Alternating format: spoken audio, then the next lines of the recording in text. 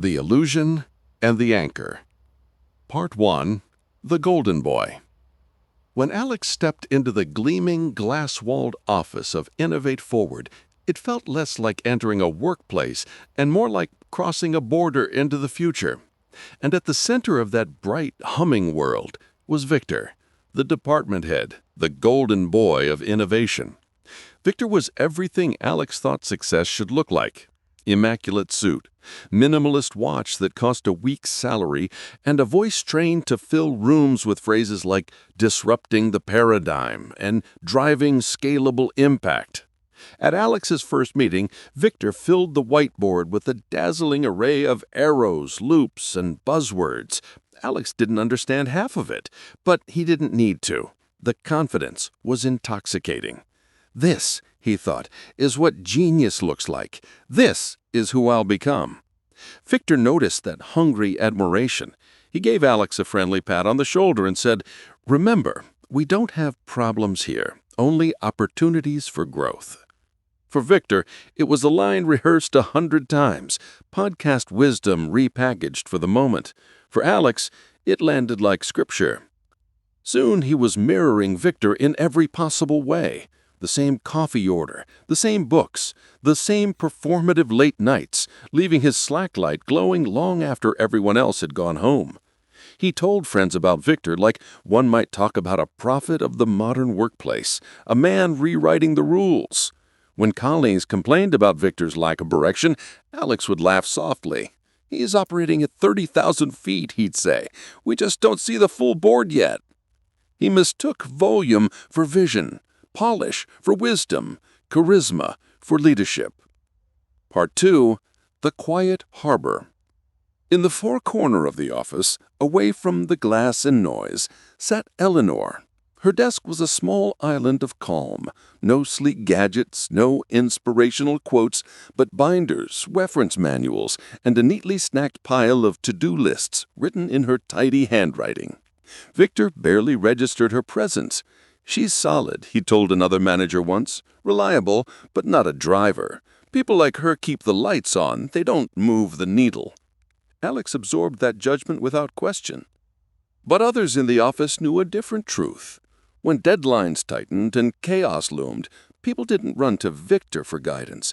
They came quietly to Eleanor, a designer with broken data visualizations, a salesperson tangled in contract clauses, a new intern too afraid to admit confusion. Eleanor would listen, really listen, and offer solutions without pretense or performance. No speeches, no buzzwords, just competence. Quiet, calm, relentless competence. To Alex, she was background noise. To everyone else, she was gravity. Part 3. The Storm and the Awakening. The illusion began to fracture when the company's biggest client, Acme Corp., threatened to walk after a technical failure exposed months of neglected issues. An emergency meeting was called. Victor stood before the team, eyes sharp but voice brittle. The baritone confidence had thinned into panic. He spoke in circles, optics, alignment, synergistic remediation. But beneath the words, there was only fear. Alex saw it now, the subtle tremor in his hands, the way his eyes darted, hunting for someone to absorb the blame. While Victor drafted a collaborative brainstorming document, Eleanor simply went to work. 2 junior developers joined her. No drama, no noise. By evening, she had traced the failure, proposed 3 solutions, immediate, interim, and long-term, and quietly sent the report to the client relations lead. Crisis averted before Victor's task force even had its first sync meeting. Then came the second storm, a personal one. Alex's mother felt gravely ill. When he told Victor, hoping for empathy, the response was polished and hollow. "I'm sorry to hear that, Alex. Make sure you log your absence properly in the HR portal. Let's discuss your deliverables before you leave." It was corporate sympathy, algorithmic, and cold. Something in Alex broke then. The man he had worshipped revealed himself, not a visionary, but an actor, terrified of losing the spotlight. As Alex turned to leave, it was Eleanor who caught up with him. "Go," she said softly. Be with your mom. I'll handle your reports. No flourish, no expectation, just humanity. Epilogue. The Acme crisis ended quietly. Victor announced the team's victory on Slack, framing it as a triumph of his strategic leadership. Eleanor didn't correct him. She just nodded, opened a new file, and began working on the next issue before anyone noticed she was the one who had saved them. Alex looked at Victor and finally saw through the shine.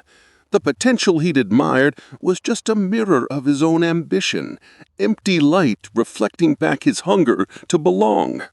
Eleanor, unnoticed and steady, was the real anchor, the invisible strength that kept the ship from drifting. That day, Alex stopped chasing the illusion of brilliance. He started learning from the kind of person the world rarely applauds, the one who holds everything together quietly while others perform, being exceptional.